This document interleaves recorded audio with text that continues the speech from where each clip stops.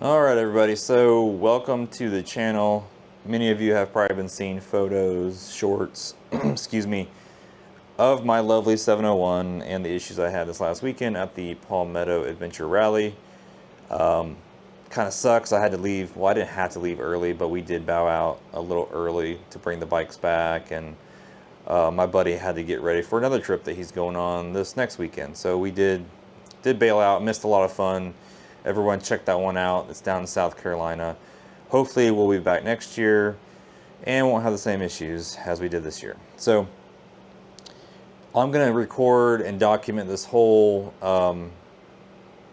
issue that I'm going through. So pretty much, if you haven't noticed, I had the decompression bolt failure. It popped straight through the valve cover. Looks like the bolt and the spring came out. The weight dropped down the motor. I'll show some pictures of it. It doesn't look like I have shavings behind the stator cover. All the filters look clean. The screens didn't have anything on them either. I'm gonna pull the clutch cover just to see if anything's in there. I am gonna get a bore scope. I'm gonna look through every crevice I can just to try to verify as much as I can that nothing else is anywhere in the motor without having to tear it apart. I don't want to do that.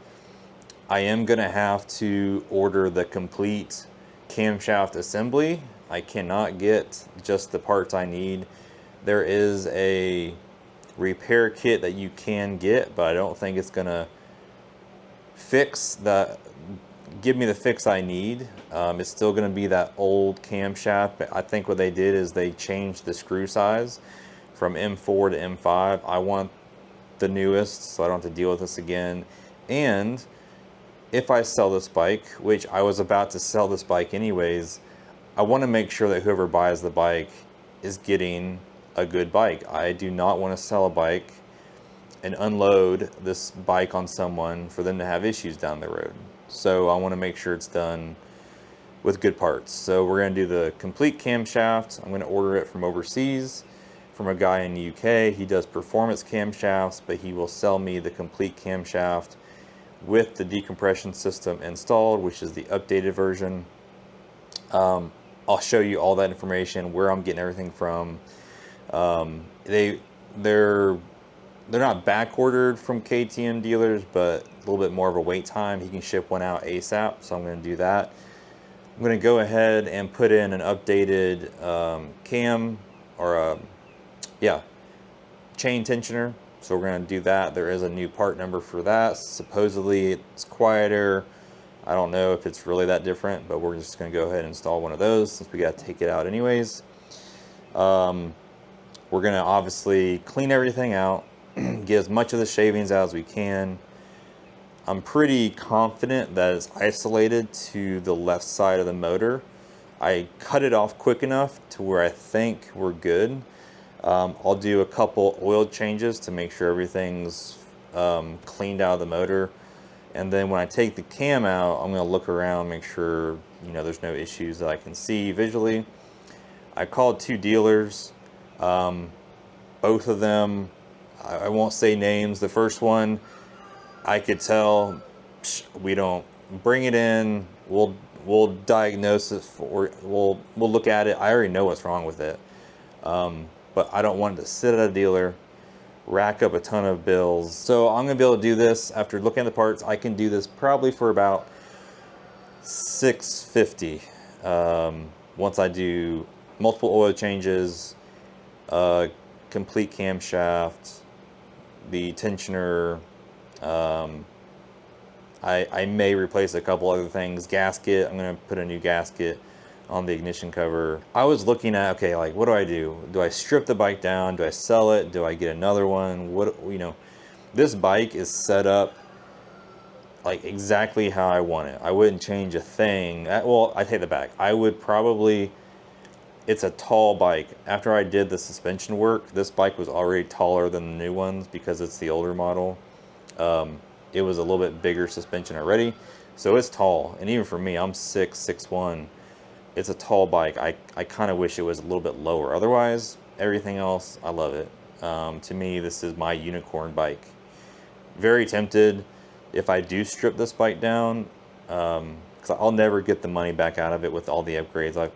I've done way too much to this bike to ever get my money. And that goes with anything. But if I strip it down, sell it with a few additions, and then move all those upgrades to another 690 or 701, I think that's probably what I would do if I can find a good deal.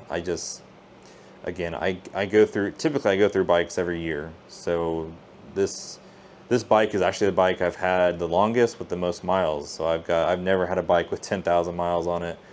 And what's crazy is this thing turned 10,000 miles that day, and then the bolt flew out of it. So now I will say, this bike was recalled back in 2018. So the recall was done. It obviously was not done correctly, most likely, or they just, I think what happened is over the years too, KTM came out with additional fixes. So like there's a whole new, I believe, camshaft that has the bigger bolt. So back in 18, when they fixed this, I don't think that was even available. So my guess is this actually needed a second recall. So Husky, I don't know how I get this information to you, but I do think that Husky should reimburse me for this. People say 2018 is an old bike. Man, this bike is 6 years old. I know it hasn't been ridden hard. I don't ride crazy hard. The guy before me, it was kind of a garage queen. It saw mostly road. Like, this bike has not had a hard life, and I take care of my stuff. And so this should have never failed again. Even with 10,000 miles, which to me is still not that high a mileage for these bikes, unless you're just running the piss out of them. And even then, they should be able to handle that, and not throw a freaking bolt out of the cover. And to go on to, and now I'm just kind of talking, but to go onto the forums, I was surprised at how many issues there have been with this. How I didn't catch this before, I don't know. Because usually if I catch a trend, I'm probably going to fix it on the bike to make sure I don't have issues with it. So either I just wasn't paying attention or something. But normally I probably would have, especially when I did my valve check. So I did my valve check again, maybe 1,000, maybe 2,000 miles ago. I don't remember at this point. It was probably, yeah, it was probably 1,500 miles ago. I didn't notice anything at that point. Usually, especially if I would have known that that was an issue, I would have either replaced it then, or really looked. I didn't see, any issues at the time that it was going to be a potential failure, and that was only about 1,500 miles ago. So this is fairly recent that this started to be an issue. It just so happened, luckily, it was at a gas station, pulling into a gas station. I heard a little. It sounded like a marble in there, and boom. The thing is, I don't know where the valve cover went. I don't know where the bolt went. I don't know where the spring went. And on the frame, I actually have my MC Cruise module right there with a metal bracket. So when it popped, instead of hitting me, it hit that bracket most likely, which worried me because I was worried, okay, it hit and then it popped back in. But I've looked everywhere. It dropped onto the road somewhere. I don't know. I think what happened is when I pulled into the gas station, I heard that noise. I think what that noise was that alerted me was the weight was still in the motor on the chain, on the timing chain. So I think that's what I heard. I think the valve cover, I don't know how I missed it, but I think it popped earlier down the road. So I was probably riding, I don't know how long, potentially, with a blown cover, exposing my top end. Luckily, that's really covered with all that stuff I have around it, so nothing got in there. It looks pretty clean other than the shavings I could see. So overall, I think I got pretty lucky with it. Some other guys have gotten pretty lucky with it too, being a clean shot out of the motor and not getting in there. I did manually turn the motor over a few times. I didn't hear anything.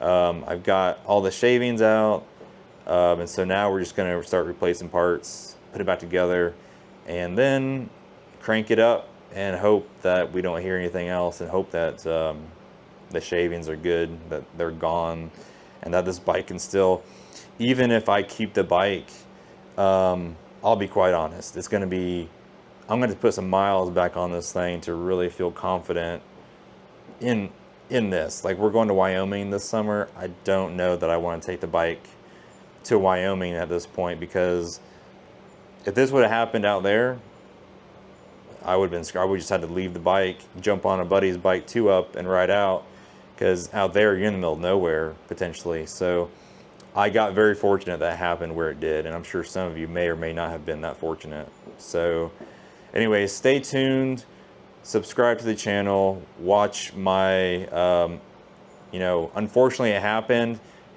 I'm gonna try to make some content out of it for you all. This cam swap is actually not a real hard thing if you know somewhat what you're doing.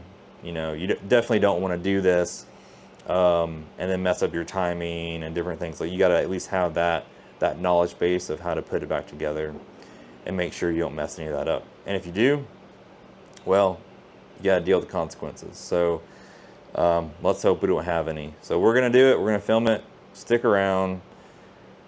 Let's hope I get this done quick, because I am ready to ride again. Subscribe. See you all soon.